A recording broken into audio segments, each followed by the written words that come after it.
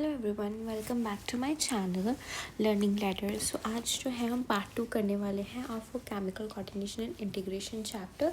सो हमने पार्ट 1 में pineal gland तक डिस्कशन कर लिया था और अब हमें थायराइड ग्लैंड से शुरू करना था। बट पार्ट 2 शुरू करने से पहले मैं आपको पार्ट 1 की क्विक रिवीजन करवाऊंगी। केमिकल कोऑर्डिनेशन एंड इंटीग्रेशन का क्या मतलब होता है। केमिकल्स के थ्रू जब हम हमारी पूरी बॉडी को कंट्रोल करते हैं और कोऑर्डिनेट करते हैं, उसको हमने बोलते केमिकल कंट्रोल एंड कोऑर्डिनेशन बोल दिया। ठीक है। और इसमें हमने पढ़ा कि केमिकल कंट्रोल देखो हमारी हर एक सेल तक तो हमारा जो नर्वस सिस्टम है वो नहीं पहुंच सकता है। सो एक सिस्टम बना है जिसका नाम रखा हमने एंडोक्राइन सिस्टम, जो हार्मोन्स प्रोड्यूस करता है। हार्मोन्स क्या होते हैं? नॉन न्यूट्रिएंट केमिकल्स होते हैं। नॉन न्यूट्रिएंट केमिकल्स के जो नॉन न्यूट्रिएंट केमिकल्स है वो ब्लड स्ट्रीम के थ्रू, डक्टलेस ग्लैंड्स जो है वो उनको निकालते हैं, ब्लड स्ट्रीम के थ्रू ट्रैवल करके ये टारगेट ऑर्गन तक पहुँच जाते हैं। टारगेट ऑर्गन पे कुछ रिसेप्टर्स प्रेजेंट होते हैं, उन रिसेप्टर्स के साथ जाके बाइंड कर जाते हैं। जो हार्मोन्स होते हैं वो हमेशा ट्रेस अमाउंट में ही निकलते हैं। ह्यूमन एंडोक्राइन सिस्टम की बात करते हैं तो ह्यूमन एंडोक्राइन सिस्टम में हाइपोथैलेमस इंक्लूडेड होता है। हाइपोथैलेमस को हम मास्टर ऑफ मास्टर ग्लैंड बोला जाता है, जो क्या करता है? पिट्यूटरी ग्लैंड को कंट्रोल करता है। पिट्यूटरी के दो पार्ट्स होते हैं, एंटीरियर पिट्यूटरी और पोस्टीरियर पिट्यूटरी, जिसको हमने बोला एडिनो हाइपोफाइसिस और न्यूरो हाइपोफाइसिस। ठीक है। एडिनो हाइपोफाइसिस के फर्दर टू पार्ट्स होते हैं, डेट इज पार्स डिस्टालिस और पार्स इंटरमीडिया। और न्यूरो हाइपोफाइसिस का एक पार्ट होता है, डेट इज पार्स नर्वोसा। जो पार्स डिस्टालिस होता है मोस्टली हार्मोन्स ये बनाता है, और जो पार्स डिस्टालिस होता है उसको हम एंटीरियर पिट्यूटरी बोलते हैं, बिकॉज पार्स इंटरमीडिया और पार्स डिस्टालिस एक दूसरे के साथ फ्यूज़ होते हैं। ठीक है। जो पार्स इंटरमीडिएट वो सिर्फ MSH melanocyte stimulating hormone release करता है। पार्स नर्वोसा कोई हार्मोन बनाता नहीं है, बल्कि दो हार्मोन जो कि होते हैं ऑक्सीटोसिन एंड वासोप्रेसिन। ये बनाता कौन है? हाइपोथैलेमस बनाता है, बस उसको स्टोर करता है और रिलीज़ करता है। पार्स डिस्टालिस हमारे ग्रोथ हार्मोन्स, एडिनोकॉर्टिकोट्रॉफिक हार्मोन जैसे हार्मोन्स बनाता है। जो हमारे हाइपोथैलेमस होते हैं वो दो टाइप ऑफ हार्मोन्स बनाता है, एक होता है रिलीजिंग हार्मोन और एक होता है इनहिबिटिंग हार्मोन। रिलीजिंग हार्मोन क्या करता है? रिलीजिंग हार्मोन पिट्यूटरी के हार्मोन पर जाकर एक्ट करता है और उनको बोलता है रिलीज़ करवाने के लिए। जैसे पिट्यूटरी का हार्मोन तो होता है ग्रोथ हार्मोन। अगर growth hormone releasing hormone body से निकलता है तो इसको हम क्या बोलते हैं? सोमैटोस्टैट। इसको हम बोलते हैं क्राइनिन, सोमैटोक्राइनिन बोलते हैं हम इसको। और ग्रोथ हार्मोन इनहिबिटिंग हार्मोन होता है जिसको हम बोलते हैं सोमैटोस्टैटिन। ठीक है। तो ये क्या करता है? Growth hormone releasing hormone anterior pituitary पे जाता है और उसको बोलता है कि ग्रोथ हार्मोन तू क्या कर दे? रिलीज़ करवा दे। वैसे ही इनहिबिटिंग हार्मोन उसको इनहिबिट करता है। ठीक है। अब ऑक्सीटोसिन के बारे में बताते हैं, उसको बर्थ हार्मोन बोलते हैं, जो कि कंट्रैक्शंस कराता है मायोमेट्रियम के अंदर और मिल्क इजेक्शन भी करवाता है। उसके बाद हम पिट्यूटरी ग्लैंड पे चले गए थे, जिसको हाइपोफिजियल ग्लैंड बोला जाता है। एक्टोडर्मल ओरिजिन का होता है। स्फेनॉइड कैविटी के बाद सेला टर्सिका होती है। उसने सेला टर्सिका एक बोनी कैविटी होती है जिसने पिट्यूटरी ग्लैंड को इनक्लोज किया होता है। एंटीरियर पिट्यूटरी 75% होती है, पोस्टीरियर पिट्यूटरी 25% होती है। और अगर हम हार्मोन्स की बात करें तो हार्मोन्स जो होते हैं हमारे पिट्यूटरी के, growth hormone, melanocyte stimulating hormone, prolactin, thyroid stimulating hormone, adrenocorticotrophic hormone, follicle stimulating hormone, luteinizing hormone, ये सभी जो हार्मोन्स हैं वो हमारे पिट्यूटरी का पार्ट हो गए हैं। उसके बाद हम डिसऑर्डर्स पढ़े थे हमने ग्रोथ हार्मोन के। सो ग्रोथ हार्मोन के डिसऑर्डर्स का क्या काम था? एक तो हो गया कि प्यूबर्टी के टाइम, अगर प्यूबर्टी के टाइम मतलब प्यूबर्टी से पहले अगर मैं बोलूँ, बिफोर प्यूबर्टी की अगर मैं बात करूँ, तब अगर ग्रोथ हार्मोन कम हो जाता है बॉडी में तो ड्वार्फिज्म हो जाती है। ठीक है। और अगर प्यूबर्टी से पहले ग्रोथ हार्मोन बढ़ जाता है बॉडी में तो जायजेंटिज्म हो जाती है। ठीक है। ग्रोथ हार्मोन का क्या क्या होता है, बॉडी की हाइट बढ़ाना, बॉडी की ओवरऑल ग्रोथ करवाना और कार्बोहाइड्रेट, फैट और प्रोटीन्स की मेटाबॉलिज्म करवाना। उसके बाद प्यूबर्टी के बाद, आफ्टर प्यूबर्टी, अगर ग्रोथ हार्मोन कम हो जाता है तो एक्रोमाइक्रिया होता है, और अगर आफ्टर प्यूबर्टी ग्रोथ हार्मोन बढ़ जाता है तो एक्रोमेगाली वाला केस दिखा जाता है। एक्रोमेगाली में क्या होता है, सडन डेथ भी, प्रीमेच्योर डेथ भी हो सकती है। ठीक है, उसके बाद हमने पढ़ा था that is pineal gland. Pineal gland में हमने सिर्फ एक हार्मोन पढ़ा था, दैट इज़ मेलेटोनिन। मेलेटोनिन का क्या काम होता है, स्लीप वेक साइकिल 24 आवर्स की सर्काडियम रिदम को कंट्रोल करना। ठीक है, पिगमेंटेशन भी कंट्रोल करती है। ये सबसे ज़्यादा मिडनाइट में सबसे ज़्यादा होती है इसकी अमाउंट, और सबसे कम कब होती है ये, मिड नून में, जब हम एक्टिव होते हैं एक्चुअल में। ठीक है, आपने इतना जो है अभी तक पढ़ा है पार्ट 1 में। अगर आपने पार्ट 1 नहीं देखा है तो जाके देखा हो, सिर्फ 30 मिनट्स का है पार्ट 1, या फिर आई थिंक 35 का होगा ज़्यादा से ज़्यादा। तो उतने मिनट्स में आपका इतना टॉपिक तो बहुत अच्छे से कवर हो जाएगा, और अभी मैंने रिवाइज भी करवा दिया है। सो अब हम शुरू करते हैं थायराइड ग्लैंड से। मैंने आपको कल एक बात बोली थी, ये थी कि जो कि ब्रेन के साथ एसोसिएटेड पार्ट्स होते हैं उनका ओरिजिन एक्टोडर्मल होता है। थायराइड ग्लैंड ब्रेन के साथ एसोसिएटेड नहीं है, तो इसका ओरिजिन एक्टोडर्मल नहीं होगा, इसका ओरिजिन एंडोडर्मल होगा। एंडोडर्मल ओरिजिन का होगा, बटरफ्लाई लाइक शेप का होगा ये। ठीक है, और मैं आपको थोड़ा सा एक्सप्लेन करने वाली हूँ, मुझे एक खाली स्पेस चाहिए। ओके, ठीक है, सबसे पहले इसका मैं आपको एक स्ट्रक्चर बना के दिखाती हूँ। ऐसा कुछ आपने देखा होगा, हमारा थायराइड ग्लैंड दिखता है, ये 2 लोब्स हैं। इसको ये वाली चीज़ जो है कनेक्ट करती है, इसको इस्थमस बोला जाता है। ठीक है, अगर हम इसको पूरा जूम करके देखें, मैं यहाँ पे बना देती हूँ, इसको पूरा जूम करके देखें तो ये कुछ ऐसा दिखता है।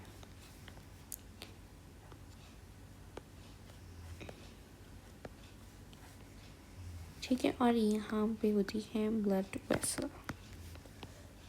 ठीक है, इसके अंदर मैंने कुछ ज़्यादा छोटा बना दिया, वेट, इसको मैं इलाज करके दिखाती हूँ।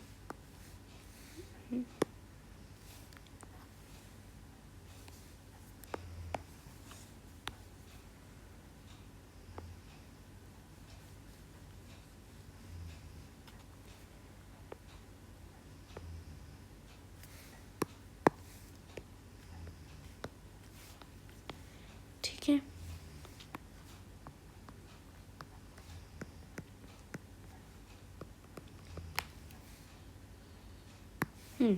ओके,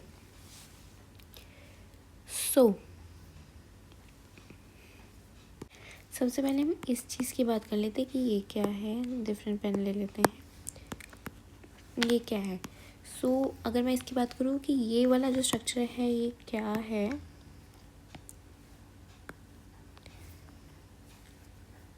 तो this is पैराफॉलिकल sales.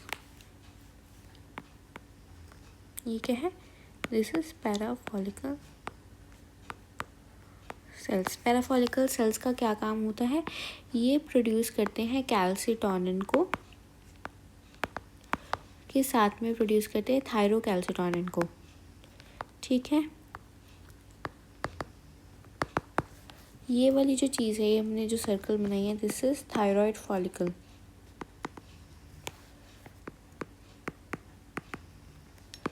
Thyroid follicle का क्या काम होता है, ये जो है थायराइड हार्मोन्स को स्टोर करती है।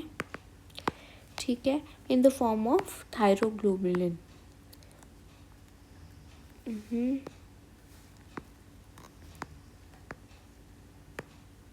थायरोग्लोबुलिन की फॉर्म में ये थायराइड हार्मोन्स को स्टोर करती है। थायरोग्लोबुलिन मतलब प्रोटीन चेन की फॉर्म में।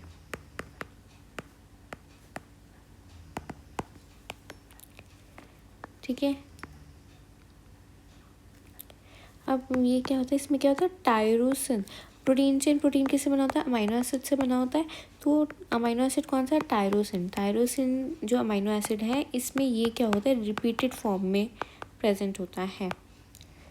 ये हम बायोमोलिक्यूल्स चैप्टर में थोड़ा सा इन्हांस करके पढ़ेंगे कि टायरोसिन क्या है, कैसे प्रेजेंट होता है, ये वाला उसकी बात है। अभी आप समझ लो सिर्फ ये थायराइड फॉलिकल है और ये हमारा पैराफॉलिकल है। पैराफॉलिकल में कैल्सिटोनिन और थायरोकैल्सिटोनिन जो हार्मोन्स है ये प्रोड्यूस करता है। और ये थायराइड फॉलिकल्स होता है। थायराइड फॉलिकल्स जो है थायराइड हार्मोन्स को स्टोर करता है थायरोग्लोबुलिन के फॉर्म में। ग्लोबुलिन इज प्रोटीन, तो थायरोग्लोबुलिन क्या होगा, प्रोटीन चेन। तो प्रोटीन चेन की फॉर्म में स्टोर करता है। प्रोटीन चेन में अमाइनो एसिड्स, प्रोटीन हमारा अमाइनो एसिड से बना होता है, तो प्रोटीन चेन जो इसमें होता है टायरोसिन रिपीटेड फॉर्म में प्रेजेंट होता है।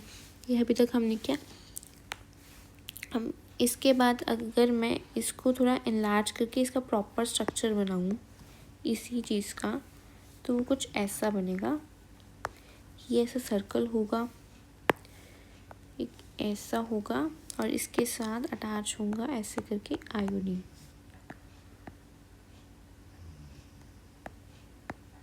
किसी में सिंगल होगा, किसी में डबल होगा, ठीक है। इसीलिए जो आयोडीन होते हैं टायरोसिन जो होता है वो दो पार्ट्स में डिवाइड होता है। जो टायरोसिन होता है, ये टायरोसिन है, ये आयोडीनेटेड होता है और इसमें दो टाइप ऑफ चीज़ें प्रेजेंट होती है। That is one is mono iodinated और दूसरा होता है डाई आयोडीनेटेड। मोनो आयोडीनेटेड में क्या होगा कि एक चेन में मोनो मतलब एक आयोडीन प्रेजेंट होगा और डाई मतलब दो आयोडीन प्रेजेंट होंगे, ठीक है। ओके अभी पूरा जो थायरोग्लोबुलिन है यही एक्चुअल में मॉडिफाई होता है। थायरोग्लोबुलिन ही मॉडिफाई होके क्या बनाता है, वो T3 और T4 हार्मोन्स बनाता है, हार्मोन्स का बनाता है। T3 and T4 he thyroid hormone बनाते हैं दोनों मिलकर। T3 में क्या होता है, T3 में एक होता है MIT मोनो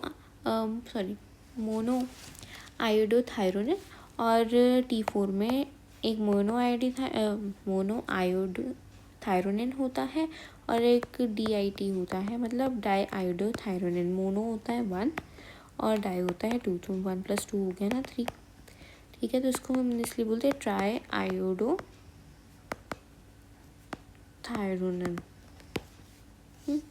T4 में एक होता है डाई आयोडोथायरोनिन और दूसरा भी होता है डाई आयोडोथायरोनिन,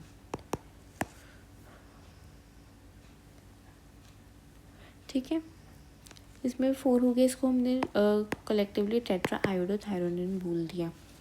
ओके अब इसके बारे में ये जो चीज़ है वह समझने में बहुत टाइम लग गया, इसको हम रीड करते हैं with the help of NCERT। A thyroid gland is composed of 2 lobes which are located on either side of trachea। 2 lobes से बनते हैं जो ट्रैकिया की इधर साइड में प्रेजेंट होती हैं। वो दो लोब्स इंटरकनेक्टेड होती है thin flap of connective tissue में, जिसको इस्थमस बोला गया। The thyroid gland is composed of follicles and stromal tissue, ठीक है। थायराइड फॉलिकल्स देख लिया, स्ट्रोमल टिश्यू पूरे को बोला जाता है जिसके अंदर हमने ये सारा सिस्टम बनाया है। ये वाला जो मैंने ये स्क्वायर बनाया इसको स्ट्रोमल टिश्यू, जो भी अंदर आ गया वो स्ट्रोमल टिश्यू का पार्ट हो गया। Each thyroid follicle is composed of follicular cells enclosing a cavity. These follicular cells synthesise 2 hormones. यही फॉलिकल सेल्स जो हैं अब एक फॉलिकल सेल्स को इनक्लोज करते हैं। यही फॉलिकल सेल्स जो हैं वो T3 एंड T4 बनाते हैं और T3 T4 क्या है, थायराइड हार्मोन्स। टेट्रा आयोडोथायरोनिन बनाते हैं, इसको थायरोक्सिन बोल दिया, जिसको T4 बोल दिया, और try iodothyronine. Iodine is essential for the normal rate of hormone synthesis of the thyroid, because अगर आपके पास जैसे T3 बनाना है तो उसमें हमें मोनो आयोडोथायरोनिन चाहिए होगा और एक डाई आयोडोथायरोनिन चाहिए होगा, मतलब आयोडीन तो बहुत ज़्यादा नेसेसरी होता है। Deficiency of iodine and our diet results in hypothyroidism.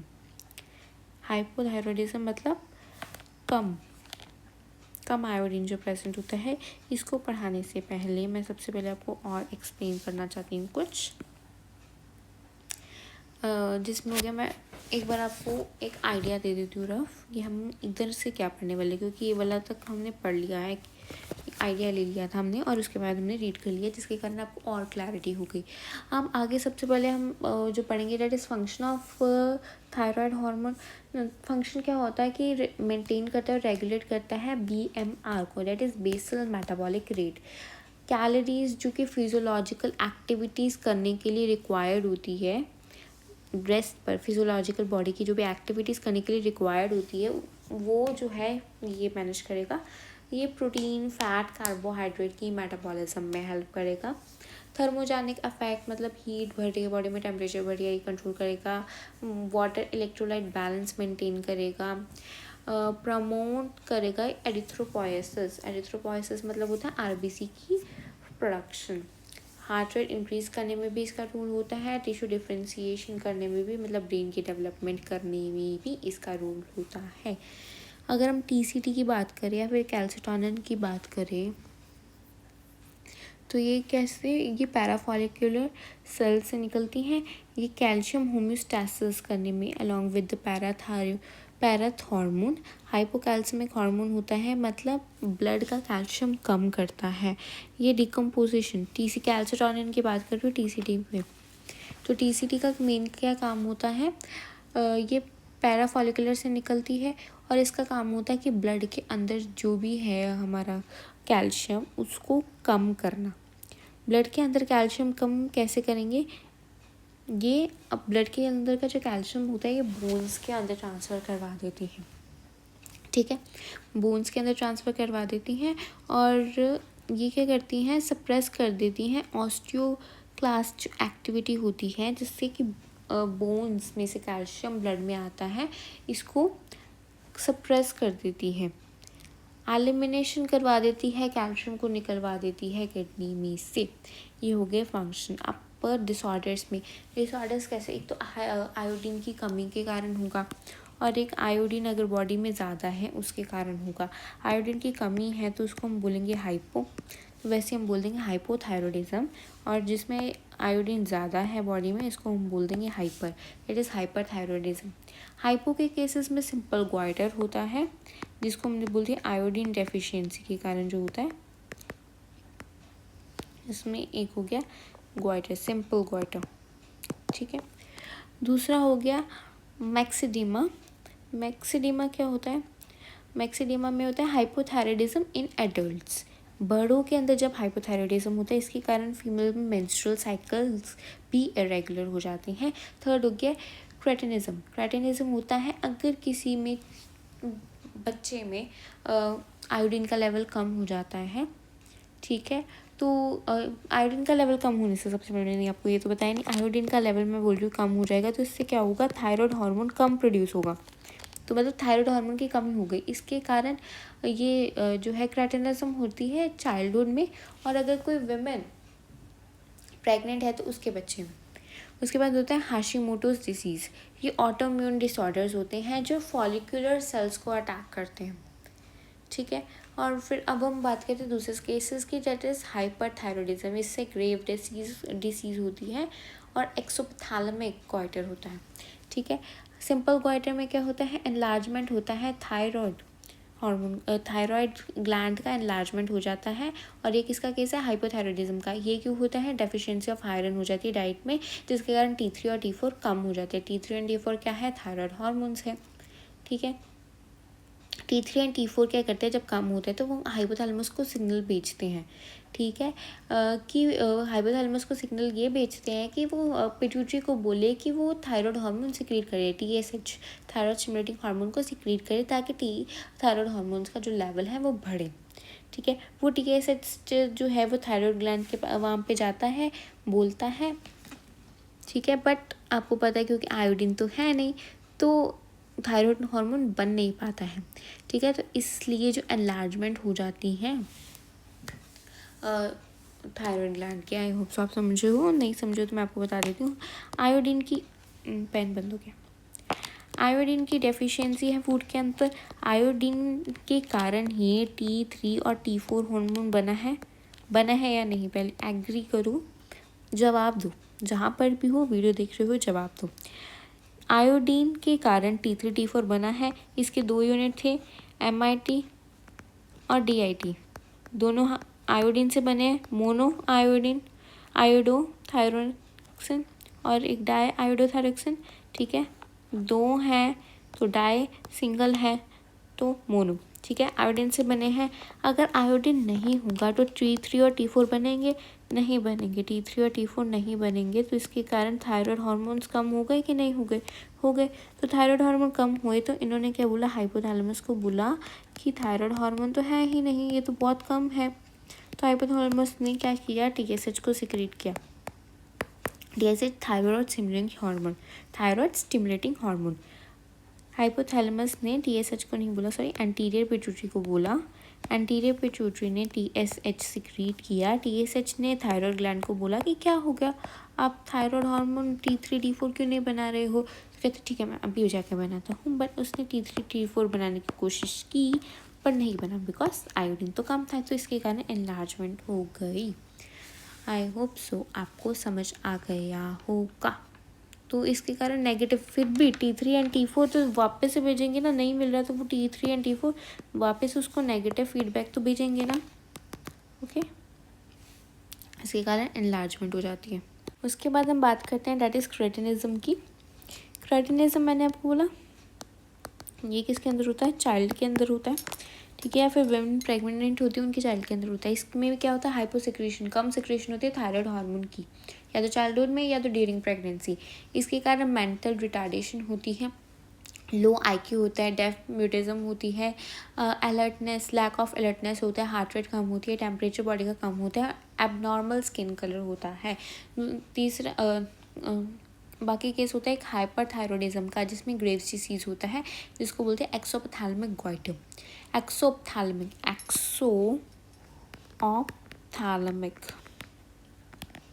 सबसे पहले तो एक्सो मतलब होता है आउटसाइड, और ऑप्थैलेमिक का मतलब क्या होता है, आइज। जो आइज होती है वो बल्ज आउट होती है। इसमें क्या होता है, वेट लॉस, काफ़ी वेट लॉस होता है, टेम्परेचर बॉडी का इंक्रीज रहता है, ऑटो इम्यून डिसऑर्डर है, एंटीबॉडीज़ जो है TSH को मिमिक करेंगी और थायराइड T3 T4 बनाएंगी, ठीक है। ये हाइपरथायरॉयडिज्म होता है और इसके कारण कैंसर तक हो सकता है थायराइड ग्लैंड का। अगर T3 T4 ज़्यादा होंगी तो नेगेटिव फीडबैक मिलेगा पिट्यूटरी को, ताकि अब TSH ना स्टिमुलेट किया जा सके, ठीक है। इसमें प्रॉब्लम क्या होती है कि आपको बताया मैंने, एंटीबॉडी क्या करती है, मिमिक करती है TSH को। ये क्या करेगी, थायराइड हार्मोन्स को करती रहेंगी, बनाती रहेंगी T3 T4 को, बट इनको कोई भी नेगेटिव फीडबैक नहीं मिलेगा।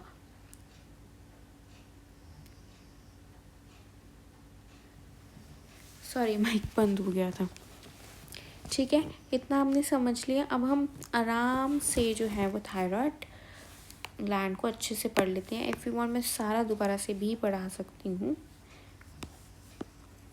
एक बार वीडियो रिपीट करके देख लें अगर आपको कुछ समझ नहीं आया है, और अगर आपको फिर भी कोई डाउट है तो कमेंट सेक्शन में छोड़ दीजिएगा। आयोडीन हमेशा बोला जाता है कि is essential for the normal rate of hormone synthesis in the thyroid. Deficiency of iodine in our diet, जिसके कारण क्या होता है, हाइपोथायरॉयडिज्म होता है, जिसके कारण थायराइड ग्लैंड की एनलार्जमेंट होती है, जिसको गॉइटर बोला जाता है। हाइपोथायरॉयडिज्म अगर प्रेगनेंसी में हो जाए तो डिफेक्टिव डेवलपमेंट और maturation of the growing baby leading to the stunted growth, जिसको क्रेटिनिज्म बोल दिया। तो इसके कारण क्या होता है, डिफेक्टिव डेवलपमेंट होती है, या फिर जो स्टंटेड ग्रोथ होती है। स्टंटेड ग्रोथ का मतलब होता है कि बेबी की डिलीवरी तो हुई है बट वो डेड है, ठीक है। तो इसको क्रेटिनिज्म बोलती है। इसमें मेंटल रिटार्डेशन होती है, लो इंटेलिजेंस क्वेश्चंट, IQ की full form intelligence quotient, abnormal skin, deaf mutism etcetera. Adult women के अंदर हाइपोथायरॉयडिज्म होती है, जिसमें क्या हो सकता है, menstrual cycle to become irregular menstrual cycles हो सकते हैं। अगर कैंसर ऑफ थायराइड ग्लैंड है या फिर development of nodules in the thyroid gland, the rate of synthesis and secretion of thyroid hormone is increase to abnormal high levels leading to the condition called hyperthyroidism, which adversely affect the body physiology. Exophthalmic goiter is a form of hyperthyroidism. Exophthalmic goiter किसका form होता है, hyperthyroidism का। इसमें क्या होता है, enlargement होता है थायराइड ग्लैंड का, progression of an eyeball, increased basal metabolism rate, weight loss and इसको ग्रेव्स डिसीज भी बोला जाता है। थायराइड हार्मोन बहुत इंपॉर्टेंट रोल प्ले करता है बेसल मेटाबॉलिज्म रेट को मेंटेन करने में। These hormones also support the process of red blood cells formation. Thyroid hormone control the metabolism of carbohydrate, proteins and fats, maintenance of water and electrolyte balance is also influenced by thyroid gland। ठीक है। Thyroid hormones also secrete a protein hormone called thyrocalcitonin TCT which regulates the blood calcium levels. ठीक है, I hope so आपको ये बहुत बहुत अच्छे से समझ आ गया होगा। अब हम जो इसकी बात करेंगे दैट इज पैराथायरॉयड ग्लैंड।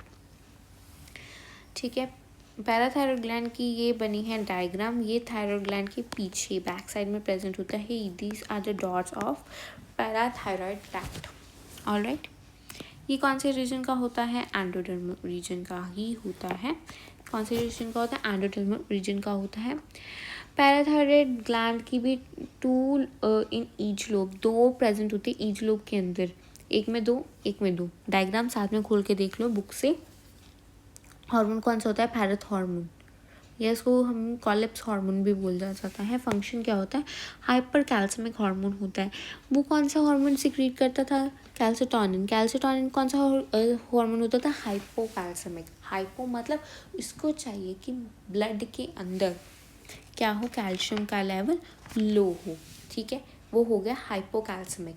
अब हमारे जो पैराथायरॉयड हार्मोन का काम है, पैराथ हार्मोन जिसको हमने बोला या कॉलप्स हार्मोन बोला, वो चाहता है कि जो ब्लड के अंदर कैल्शियम का लेवल हो वो ज़्यादा हो, तो इसको हमने क्या बोल दिया? Hypercalcemic hormone. ठीक है, तो ये क्या करता है? ऑस्टियोक्लास्ट एक्टिविटी को प्रमोट करता है। मैंने पहले समझाया ऑस्टियोक्लास्ट एक्टिविटी क्या होती है। सॉरी, ऑस्टियोक्लास्ट एक्टिविटी वो होती है मतलब कि जो बोन्स हैं उसका कैल्शियम ब्लड में आए। ठीक है, उसको ये क्या कर रहा है? प्रमोट कर रहा है।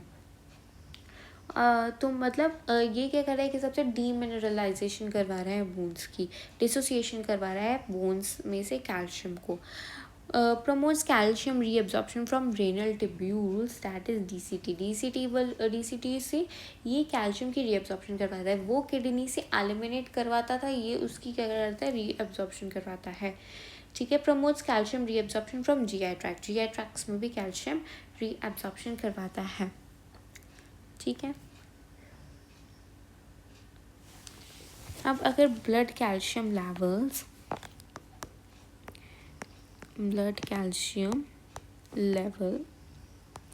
अगर हाई होगा तो क्या सिक्रीट होगा? ब्लड कैल्शियम लेवल हाई है, ध्यान से सोचो। ब्लड कैल्शियम लेवल हाई है, ब्लड में कैल्शियम हाई है, तो क्या सिक्रीट होगा? कैल्सिटोनिन। ये क्या कराता है? हाइपो कैल्सियमिक हार्मोन है। ये क्या करवाएगा?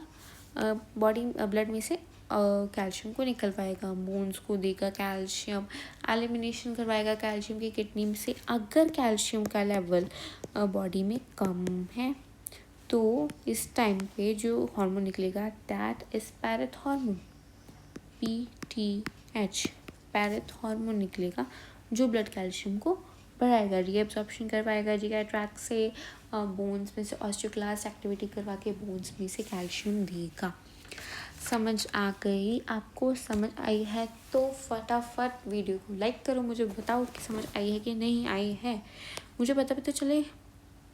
In humans, 4 parathyroid glands are present on the back side of thyroid gland, one pair each in the 2 lobes of thyroid gland. The parathyroid gland secretes the peptide hormone known as parathormone. Humans में 4 parathyroid hormones होते हैं, back side of thyroid gland में present होते हैं। 1 pair present होता है each lobe के अंदर। 2 लोब होते हैं थायरॉयड ग्लैंड में, उसमें ईच लोब में 1 पेयर प्रेजेंट होता है।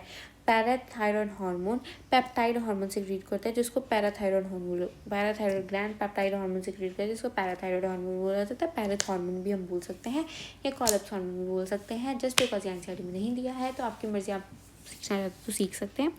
Secretion of PTH is regulated by circulating levels of calcium ions. Parathyroid hormone, that is PTH, increase the calcium levels in the blood. PTH acts on the bones and stimulate the process of bone resorption. रिसॉप्शन का मतलब क्या होता है? Dissolution या फिर demineralisation को रिसॉप्शन कहा जाता है. This is not reabsorption, this is resorption. Okay. PTH also stimulates reabsorption of calcium by the renal tubules and increase calcium absorption from the digested food. It is thus clear that a PTH is a hypercalcemic hormone. It increases the blood calcium levels along with the TCT. Plays a significant role in the calcium balance. ठीक है, समझ आ गया. Parathyroid तो easy था काफ़ी ज़्यादा. अब हम बात करेंगे थाइमस की. थाइमस अगर आपने चैप्टर पढ़ा है, बस इतना ही दिया थाइमस, देखो एनसीईआरटी में. थाइमस अगर आपने चैप्टर पढ़ा है वो वाला ह्यूमन हेल्थ एंड डिसीजेस, तो उसमें थाइमस बहुत ज़्यादा एक्सप्लेन किया गया. थाइमस क्या ब्रेन में लोकेटेड होता है? नहीं. तो इसका ओरिजिन क्या होगा? एंडोडर्म रीजन होगा. लोकेशन कहाँ पे होती है? बिहाइंड स्टर्नम, लंग्स के बीच में, वेंट्रल साइड ऑफ एओर्टा में प्रेजेंट होता है. हार्मोन इसका होता है थाइमोसिन. थाइमोसिन क्या करता है? जो थाइमस का मेन रोल होता है वो होता है इम्यूनिटी में. It is the only gland that reduces in size with age. It shrinks, degenerate with age, and hence older people have a weaker immunity. So ये एक ऐसा ग्लैंड है जो एज के साथ साथ कम होता रहता है. मतलब अगर आप छोटे हो तो ये थाइमस जो है वो बड़ा होगा, बड़े होते होते ये थाइमस छोटा होता जाएगा. ठीक है. जो ओल्ड पीपल होते हैं तभी हम बोलते हैं कि इनके अंदर जो इम्यूनिटी होती है वो कम होती है. जो थायरोक्सिन है इसका रोल क्या होता है? एक तो सेल मेडिएटेड इम्यूनिटी में होता है, एक ह्यूमोरल इम्यूनिटी में होता है. सेल मेडिएटेड इम्यूनिटी होती है ऐसी इम्यूनिटी जो टी सेल से मेडिएटेड होती है. ये हार्मोन क्या करता है? This hormone helps in the differentiation of T lymphocytes बनाते हैं. और humoral immunity antibody producing B cells से रिलेटेड होती है. Thymosins help in the production of antibodies from the B cells. Thymus primary lymphoid organ है. ठीक है. जो टी सेल्स मेच्योर भी करवाता है, जो टी सेल्स को मेच्योर करवाता है. तो आई हार्डली रिक्वेस्ट यू, अगर आपने human health and diseases chapter नहीं पढ़ा है, अगर आप +1 के बच्चे हो या फिर आपने अभी चैप्टर नहीं पढ़ा है, तो आप प्लीज़ इस पैराग्राफ को ऐसे करके एक स्टार कर लीजिए. ये नहीं कह रही हूँ मैं पढ़ो ही मत, पढ़ो फॉर श्योर पढ़ो, बट एक बार स्टार कर लीजिए. इससे क्या होगा? अगर आप नीट की तैयारी कर रहे हो तो आप जब चैप्टर उसका ह्यूमन हेल्थ एंड डिसीज वाला चैप्टर करोगे 12th का, तो आप दोबारा आके इस पैराग्राफ को पढ़ना, आपको बिल्कुल क्रिस्टल क्लियर हो जाएगा. ऐसा नहीं है कि मैं आपको समझाऊंगी नहीं. I am going to explain you with the help of this NCERT book as well. ठीक है. बट मैं कह रही हूँ फॉर मोर क्लैरिटी कंसेप्ट में हो जाए तो आप एक और बार इसको आकर पढ़ लीजिए. ठीक है. Thymus gland is a lobular structure located between lungs behind sternum on the ventral side of aorta. ये बता दिया, lungs के बीच में present होता है, behind sternum on the ventral side of aorta. The thymus plays a major role in the development of immune system. Immune system की development में इसका बहुत major role होता है. These glands secretes the peptide hormone called thymosin. Thymosin नाम का hormone secrete करता है. ये thymosin's कि differentiation of T cells, T lymphocytes में हेल्पफुल होता है और मेजर रोल प्ले करता है. ठीक है. टी लिम्फोसाइट्स आगे जाके सेल मेडिएटेड इम्यूनिटी बनाते हैं. In addition thymosins also promote production of antibodies to provide humoral immunity. ये प्रोडक्शन भी करवाता है एंटीबॉडीज़ की. एंटीबॉडीज़ क्या करते हैं? ह्यूमरल इम्यूनिटी प्रोवाइड करते हैं. Thymus is degenerated in old people resulting in the decrease production of thymosins. As a result the immune responses of old persons become weak. ठीक है. उसके बाद एड्रिनल ग्लैंड पढ़ेंगे, then pancreas, then testis, then ovary. I think so ये अभी काफ़ी chapter पढ़ा है. तो आज की वीडियो थोड़ी ज़्यादा लंबी हो गई है क्योंकि जो छोटी छोटी वीडियोस देख के बच्चों को लगता है कि इजी है, और शॉर्ट पार्ट में आप लोगों को ज़्यादा अच्छे से समझ लगता है. और आप लोग, मुझे पता है, लॉन्ग वीडियो एक टाइम में नहीं देखते हो. तो इसलिए आज के लिए इतना ही, जिसमें थायराइड कंप्लीट है, पैराथायराइड कंप्लीट है और थाइमस भी कंप्लीट करवा दिया है. अगली वीडियो में मैं इसकी भी रिवीजन करवा दूँगी और वो भी मैं आज ही अपलोड कर दूँगी. ठीक है.